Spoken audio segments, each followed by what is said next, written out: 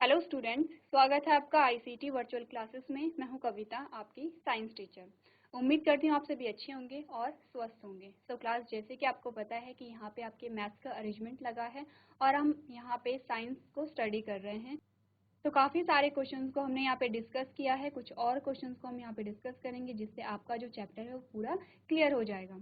क्योंकि हमारा काफ़ी लंबा चैप्टर है, इसीलिए आपको इसके क्वेश्चंस भी काफ़ी सारे यहाँ पे रिवाइज करने पड़ेंगे जिससे कि आपको जो कॉन्सेप्ट हैं वो क्लियर हो जाएंगे। तो आइए स्टार्ट करते हैं। चलिए, अभी तक जो क्वेश्चंस आपने किए हैं, आपने fill in the blanks question को यहाँ पे सॉल्व किया है। नेक्स्ट आपने ट्रू फॉल्स को यहाँ पे सॉल्व किया है। साथ ही आपने यहाँ पे जो मल्टीपल चॉइस क्वेश्चन होते हैं यानी कि बहुविकल्पी प्रश्न होते हैं उन्हें आपने सॉल्व किया, जिसमें आपसे पहला क्वेश्चन ये पूछ रहा है कि फैट इज कम्प्लीटली डाइजेस्टेड इन, यानी कि जो वसा है पूर्ण रूप से पाचन कहाँ पे होता है। तो आपने कहा छोटी आंत में होता है, क्योंकि यहाँ पे क्या है, अगर हम बात कर रहे थे कि जो कंप्लीट डाइजेशन है वो कहाँ पे हो रहा है, हमने कहा छोटी आंत में हो रहा है, यानी कि स्मॉल इंटेस्टाइन में हो रहा है। सेकेंड जो स्टेटमेंट हमारे पास आती है उसमें आपसे पूछा गया था water from the undigested food is absorbed mainly in the, यानी कि जो बिना पचा हुआ भोजन है उसमें से जो पानी का अवशोषण है वो मुख्य रूप से कहाँ पे हो रहा है। तो हमने कहा था जो अपचित भोजन है वो छोटी आंत से बड़ी आंत में भेज दिया जाता है, ठीक है। और वहीं पे क्या होता है, पानी का अवशोषण होता है। तो क्या हमारा सही आंसर आया, हमने कहा कि ये जो एब्जॉर्प्शन होगा ये कहाँ पे होगा, बड़ी आंत में होगा। चलिए, नेक्स्ट यहाँ पे आपके पास जो क्वेश्चन आया था, आपको यहाँ पे अलग अलग स्टेप दिए गए थे और पूछा गया था कि ये जो प्रक्रिया है ये हमारे पाचन तंत्र के किस भाग में हो रही है। जैसे कि पहला जो ऑप्शन आपसे पूछता है वो है एब्जॉर्प्शन ऑफ फूड, यानी कि भोजन का अवशोषण यहाँ पे किस पार्ट में हो रहा है। तो आपने जाना कि जब हमने यहाँ पे डाइजेस्टिव सिस्टम पढ़ा था तो हमने क्या बात की थी कि जो छोटी आंत है वहाँ पे पाचन की प्रक्रिया पूरी हो गई है, कंप्लीट हो गई है, और वहीं पे क्या हो रहा है, भोजन का अब अवशोषण भी होगा। नेक्स्ट जो हमारे पास पार्ट आता है वो है च्यूइंग ऑफ फूड, यानी कि भोजन को हम कहाँ चबाते हैं। तो आपको अच्छे से पता है कि हम यहाँ पे दांतों की सहायता से भोजन को चबाते हैं, और कहाँ पे ये प्रक्रिया हो रही है, हमने कहा मुख में हो रही है। तीसरा जो पार्ट हमारे पास आता है किलिंग ऑफ बैक्टीरिया, यानी कि बैक्टीरिया को कहाँ पे किल किया जाता है। हमने कहा स्टमक में, आमाशय में, क्योंकि वहाँ पे क्या है, कोई अगर वहाँ पे हानिकारक जीवाणु चले जाते हैं तो वहाँ पे एक एसिड निकलता है जिसे हम हाइड्रोक्लोरिक एसिड कह रहे थे, और वो वहाँ पे हानिकारक बैक्टीरिया को किल करता है। तो क्या इसका आंसर आया, हमने कहा स्टमक। नेक्स्ट जो स्टेटमेंट आपके पास आई है उसमें कहा गया है कंप्लीट डाइजेशन ऑफ फूड, यानी कि भोजन का पूर्ण रूप से पाचन कहाँ पे हो रहा है, आप जानते हैं छोटी आंत में हो रहा है। और लास्ट आपसे कहा गया है फॉर्मेशन ऑफ फीसेस, यानी कि जो मल का निर्माण है वो कहाँ पे हो रहा है, हमने कहा कि बड़ी आंत में ही होगा, क्योंकि वहाँ पे क्या होगा, जो पाचित भोजन है वो उसका अवशोषण छोटी आंत में होगा, और जो अपचित भोजन है उसे बड़ी आंत में भेज दिया जाएगा। चलिए, नेक्स्ट हमारे पास क्या आए थे, कॉलम आया था। आपको इस कॉलम को क्या करना है, मैच करना है कॉलम 1 को कॉलम 2 से। क्या क्या चीजें आपको दी गई हैं, सलाइवरी ग्लैंड आपको दिया गया है। तो सलाइवरी ग्लैंड किससे रिलेटेड है, हमने कहा सलाइवा का सिक्रीशन हो रहा है। स्टमक में यहाँ पे क्या हो रहा होगा, हमने कहा कि स्टमक में एसिड रिलीज हो रहा है। लिवर में यहाँ पे क्या हो रहा है, हमने कहा कि बाइल का सिक्रीशन हो रहा है। रेक्टम में यहाँ पे क्या हो रहा होगा, हमने कहा, अब आपके पास क्या है, रेक्टम है, छोटी आंत है और बड़ी आंत है। तो आपने क्या देखा, आपने यहाँ पे ऑप्शंस को पढ़ना है। हमने कहा कि रेक्टम में क्या होगा, यहाँ पे जो अनडाइजेस्टेड फूड है वहाँ पे क्या होगा, स्टोर होगा। उसके बाद हमने कहा स्मॉल इंटेस्टाइन में क्या हो रहा है, डाइजेशन कंप्लीट हो रहा है। लार्ज इंटेस्टाइन में क्या हो रहा है, पानी का अवशोषण हो रहा है। तो देख लेते क्या क्या चीजें हमने की। जो सलाइवरी ग्लैंड है उसका आंसर क्या है, थर्ड है। हमने कहा सलाइवरी ग्लैंड का जो आंसर है वो थर्ड यहाँ पे आ गया है। नेक्स्ट हमने स्टमक देखा, तो हमने कहा स्टमक का जो आंसर है वो फोर्थ यहाँ पे आ गया है, यानी कि एसिड रिलीज हो रहा है, ठीक है। उसके बाद लिवर आता है, तो लिवर में क्या हो रहा है, बाइल सिक्रीशन हो रहा है। तो हमने कहा लिवर में बाइल का सिक्रीशन है। रेक्टम में क्या है, अनडाइजेस्टेड फूड यहाँ पे क्या है, स्टोर है। यहाँ पे क्या है, रेक्टम में क्या होगा, अनडाइजेस्टेड फूड स्टोर यहाँ पे हो रहा है। अब स्मॉल इंटेस्टाइन में क्या है, डाइजेशन कंप्लीट यहाँ पे हो रहा है, और लार्ज इंटेस्टाइन में जो है पानी का अवशोषण हो रहा है। तो आपने यहाँ पे क्या जाना, आपने देखा अलग अलग पार्ट में क्या क्या चीजें यहाँ पे हो रही हैं। इतनी बात क्लियर है। अब जब आप इस क्वेश्चन को सॉल्व कर रहे होंगे तो काफी सारे जो आंसर है वो आपको पता चल जाते हैं, जैसे कि हमने कहा यहाँ पे सलाइवा किससे रिलेटेड होगा, सलाइवरी ग्लैंड से रिलेटेड होगा। हमने कहा स्मॉल इंटेस्टाइन, यहाँ पे पाचन पूरा हो रहा होगा। लार्ज इंटेस्टाइन में पानी का अवशोषण यहाँ पे हो रहा है। लिवर में हमने कहा कि बाइल का सिक्रीशन हो रहा है। तो काफी बार हमने ये चीजें क्या कर ली हैं, रिपीट कर ली हैं। अभी तक आपको ये सारी चीजें याद यहाँ पे हो जानी चाहिए। चलिए नेक्स्ट हमारे पास क्या आया था, एक स्केच आया था, आपके पास एक फिगर आया है और आपसे कहा गया है कि आपको क्या करना है, इन्हें इसे लेवल करना है। तो हमने कहा था ये जो ऊपर को इस प्रकार से होगी उसे हम क्या कहेंगे, इस फिगर्स कहेंगे। ये हमारे पास स्टमक आ गया है, ये हमारे पास पैनक्रियाज आ गया है, ये हमारे पास क्या है, स्मॉल इंटेस्टाइन है, ये हमारे पास लार्ज इंटेस्टाइन है। यहाँ पे हमारे पास क्या है, इस प्रकार से लिवर होगा, ये लिवर है, ये गॉल ब्लैडर है। तो इस प्रकार से हमने क्या किया, जितने भी पाचक अंग हमारे पास आते हैं उनको सबने आपने क्या करना है, लेवल करना है। इसीलिए आपको बार बार कहा जा रहा है कि जो पाचन तंत्र है उसका जो डायग्राम है आपको अच्छे से प्रैक्टिस उसे घर पे करना है। तो यहाँ तक की बात हम कर चुके थे और हमारे पास जो नेक्स्ट क्वेश्चन आया था वो था कि विलाई क्या है, उनका स्थान एवं कार्य क्या होता है। सबसे पहले बात कर लेते हैं विलाई क्या है। हमने कहा विलाई कुछ इस प्रकार से उंगली नुमा संरचना है, इस प्रकार से, ठीक है, क्या है, उंगली नुमा संरचना है।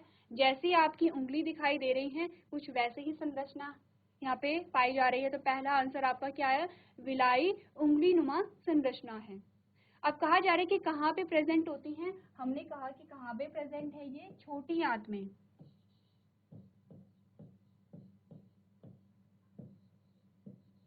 ठीक है, सेकंड आपको जो आंसर है वो मिल गया है। पहला कह रहा है कि विलाई कैसी उंगली जैसी संरचना है। अब तीसरा जो क्वेश्चन आपसे पूछा गया इसका फंक्शन क्या है, हमने कहा इसका जो फंक्शन है वो क्या है, भोजन का अवशोषण।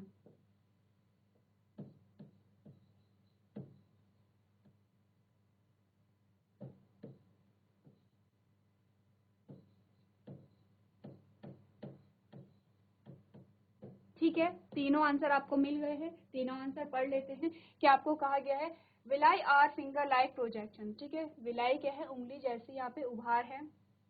दे are present in small intestine of our digestive system, ये हमारे पाचन तंत्र की छोटी आंत में मौजूद होते हैं।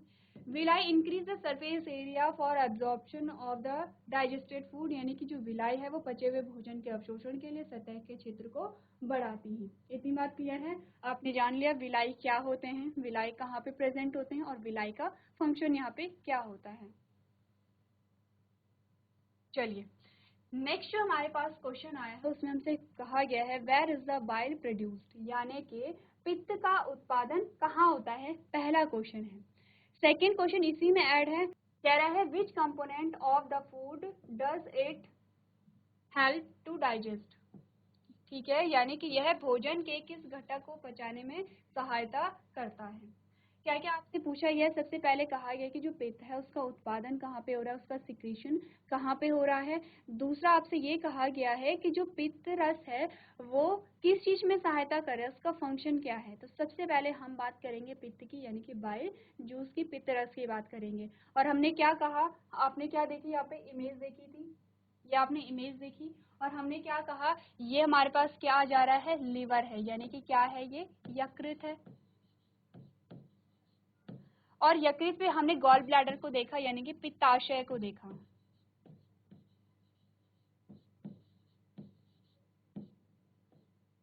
ठीक है, अब क्या हुआ, जो लिवर है, लिवर से क्या सिक्रीट होगा, यहाँ पे होगा बाइल,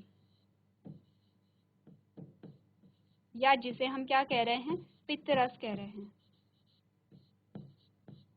ठीक है, अब कहाँ से सिक्रीट हो रहा है बाइल, आप कहेंगे जो लिवर है, लिवर से क्या होगा, बाइल सिक्रीट होगा। ठीक है, या फिर आप इसे कैसे बता सकते हैं कि जो यकृत है, यकृत से क्या निकलेगा, बाइल निकलेगा, पित्तरस निकलेगा। और ये पित्तरस कहाँ पे जाके स्टोर हो जाएगा, पित्ताशय में जाके स्टोर हो जाएगा। पहला क्वेश्चन आपको मिल गया है, क्या कहता है पहला आंसर आपका, bile juice is produced in the liver. ठीक है, कहाँ से उत्पादन हो रहा है, लिवर से हो रहा है। अब इसका क्या है, फंक्शन क्या है, अब आपको फंक्शन बताना है कि क्या करता है, ये फंक्शन क्या करता है। तो जो यहाँ पे पित्तरस है वो क्या करेगा, वसा का पाचन।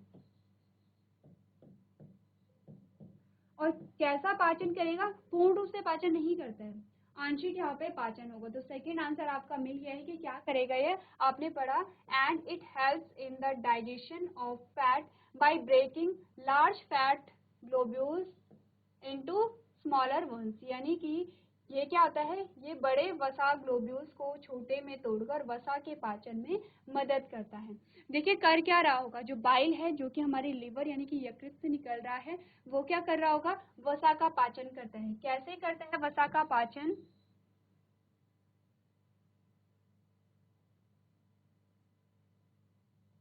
ये क्या करेगा, कैसे करेगा वसा का पाचन, आपने देखा ये क्या करेगा, जो जटिल वसा है, जो जटिल वसा है उसे कैसे सरल वसा में कन्वर्ट करता है। ठीक है, इतनी बात क्लियर है। हमने कहा जो पित्त रस है वो कहाँ से निकल रहा है, पित्त रस निकलेगा यहाँ से यकृत से। और इसी के साथ आपको ये ध्यान रखना है कि यकृत से पित्त रस निकलेगा, कहाँ पे ये स्टोर होता है, गॉल ब्लैडर में होता है यानी कि पित्ताशय में होता है। क्या काम है, वसा का पाचन करना इसका काम है। कैसे पाचन करेगा, हमने कहा जटिल वसा को सरल वसा में तोड़ देता है, इस प्रकार से ये अपना फंक्शन करेगा। तो इतनी बात क्लियर है। आपको क्या करना है, चाहे आपको बाइल के बारे में क्वेश्चन आ रहा है या किसी अन्य पाचक रस के बारे में क्वेश्चन आ रहा है, आपको ये चीजें पता होनी चाहिए। पहली बात कि वो कहाँ से रिलीज हो रहा है, दूसरी बात उसका फंक्शन क्या है, दो मेन चीजें यहाँ पे होती हैं। तो इसी प्रकार से आप अपने आंसर को यहाँ पे नोट कर सकते हैं। चलिए इसके बाद जो नेक्स्ट क्वेश्चन हमारे पास आता है उसमें हमसे पूछा गया है, name the type of carbohydrate that can be digested by ruminants but not by humans, give the reason also. Question आपसे कह रहा है कि कार्बोहाइड्रेट के उस प्रकार का नाम बताइए जिसे जुगाली करने वाले जानवर पचा सकते हैं। ठीक है, आपको उस कार्बोहाइड्रेट का नाम बताना है जिसका पाचन जुगाली करने वाले जीवों के द्वारा ही होता है, यानी कि घास खाने वाले जीव ही क्या करते, जुगाली करते। इतना हमें पता है कि जुगाली कौन करेंगे, हमने कहा जो घास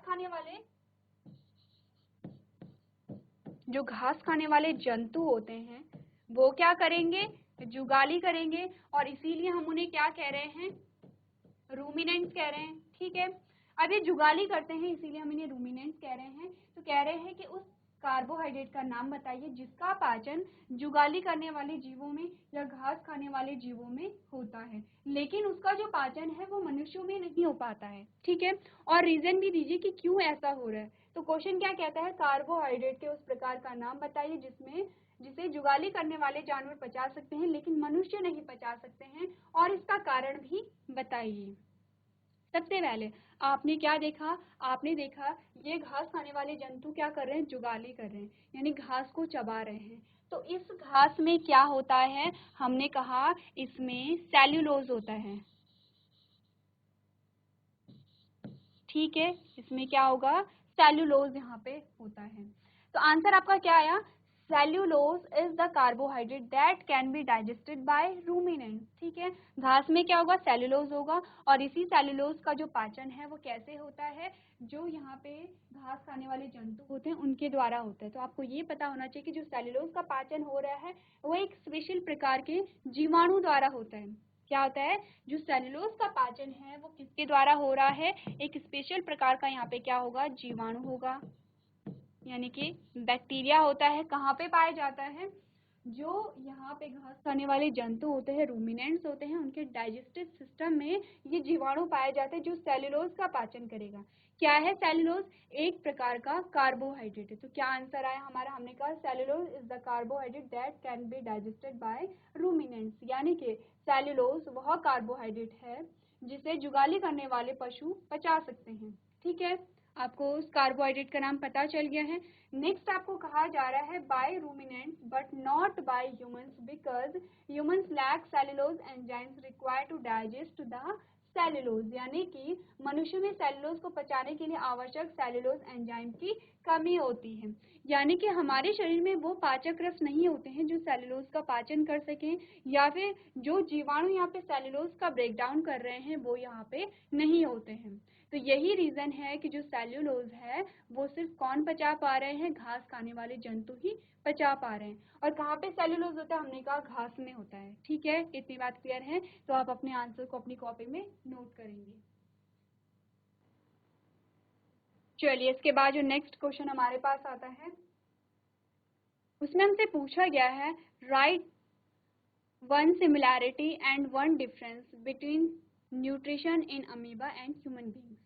आपको क्वेश्चन में ये पूछा गया है कि आपको एक सिमिलैरिटी और एक डिफरेंस बताना है किसके बीच में, जो न्यूट्रिशन होता है अमीबा और ह्यूमंस में, उनके बीच में आपको एक सिमिलैरिटी और एक डिफरेंस बताना है कि दोनों के पाचन में वो कौन सी चीज है जो सेम ही हो रही है और वो कौन सी चीज है जो अलग अलग, यानी कि जिसमें क्या है अंतर यहाँ पे है। तो सबसे पहले हम बात कर लेंगे किसकी, सिमिलैरिटीज की, कि दोनों में क्या सिमिलैरिटी है। हमने कहा both amoeba and human beings follow the holozoic type of nutrition. ठीक है, दोनों क्या कर रहे हैं, उनमें होलोजोइक न्यूट्रिशन पाया जा रहा है। अब डिफरेंस क्या आता है, हमने कहा humans intake food through buccal cavity, in amoeba food is ingested through pseudopodium. अगर हम अपनी बात करें तो हम जब अंतर ग्रहण करते हैं तो कैसे करते हैं, हमने भोजन को लिया अपने मुख में डाला, ठीक है, अंतर ग्रहण हम कर रहे हैं। और यहाँ पे अगर बात करें अमीबा की तो वो क्या करता है, अपने स्यूडोपोडिया के द्वारा यहाँ पे भोजन को ग्रहण करता है। जैसे कि आपने क्या कहा, हमने कहा जो अमीबा है उसकी कोई निश्चित शेप यहाँ पे नहीं होती है, माना कि ये हमारे पास अमीबा आ जाता है। अब अमीबा यहाँ पे आया तो उसे क्या दिखा, यहाँ पे भोजन दिखा, यानी कि उसने क्या किया, फील किया कि यहाँ पे क्या है, भोजन है। अब क्या हुआ, देखिए ये भोजन यहाँ पे आ गया है। अब अमीबा ने क्या किया,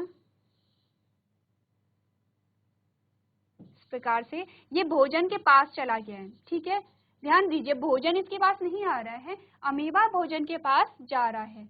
नेक्स्ट यहाँ पे क्या हुआ, ये भोजन है और इस प्रकार से जो स्यूडोपोडिया है, स्यूडोपोडिया ने इसे घेर लिया है। ठीक है, इसे हम क्या कह रहे हैं, इसे हम कह रहे हैं स्यूडोपोडिया।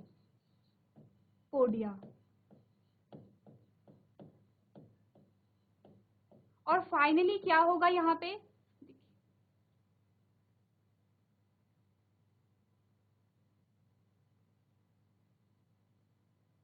फाइनली यहाँ पे क्या होगा, ये अमीबा है इस प्रकार से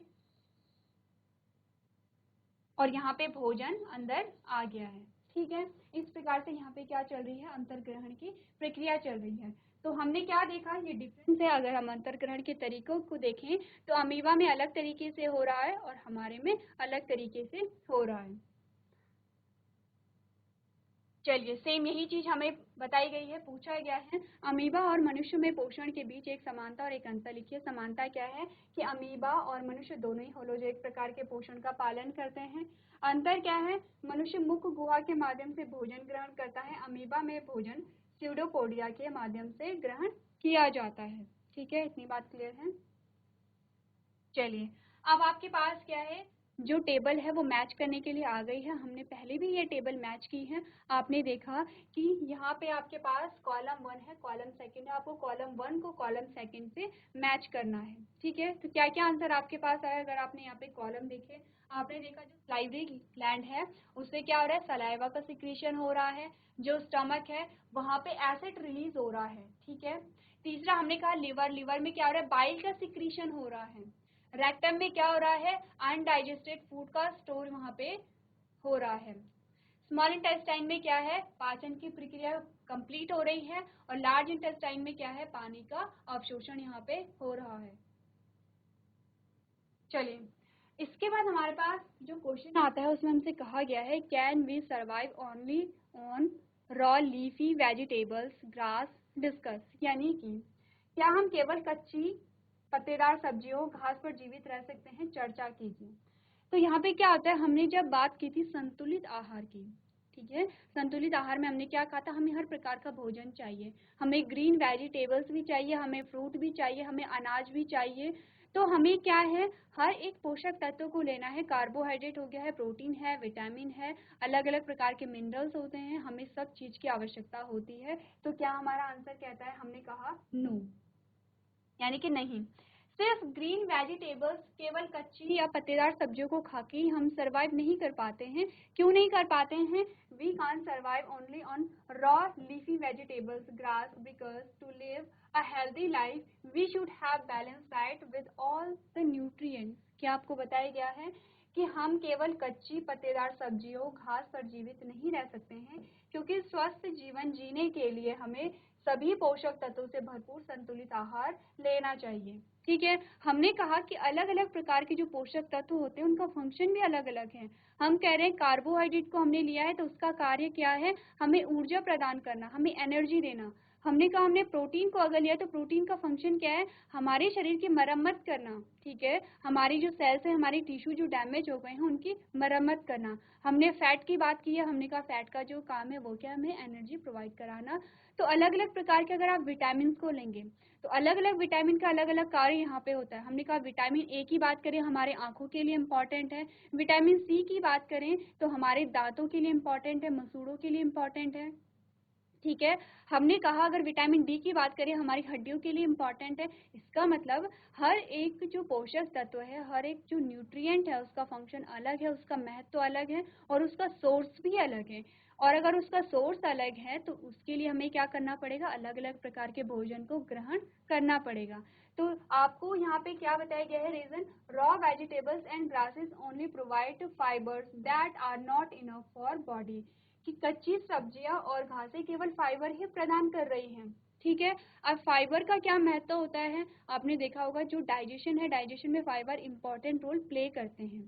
ठीक है, जिससे कि जो अनडाइजेस्टेड फूड है वो इजीली हमारे शरीर से बाहर निकल जाए। ठीक है, नेक्स्ट आपको बताया गया है, so these green leafy vegetable will not survive the purpose, यानी जो शरीर के लिए पर्याप्त नहीं है तो ये हरी सब्जियां, पत्तेदार सब्जियां उद्देश्य पूरा नहीं करेंगे। तो आपको ये बताया गया है कि सिर्फ हम जो सब्जियां हैं, हरी पत्तेदार सब्जियां हैं, उन्हें खा के हमारा जो पोषण है वो कंप्लीट नहीं होता है, क्योंकि उसमें हमें सारे ही जो पोषक तत्व हैं वो नहीं मिल पाते हैं। इस प्रकार से क्या करेंगे, आप अपने आंसर्स को नोट करेंगे।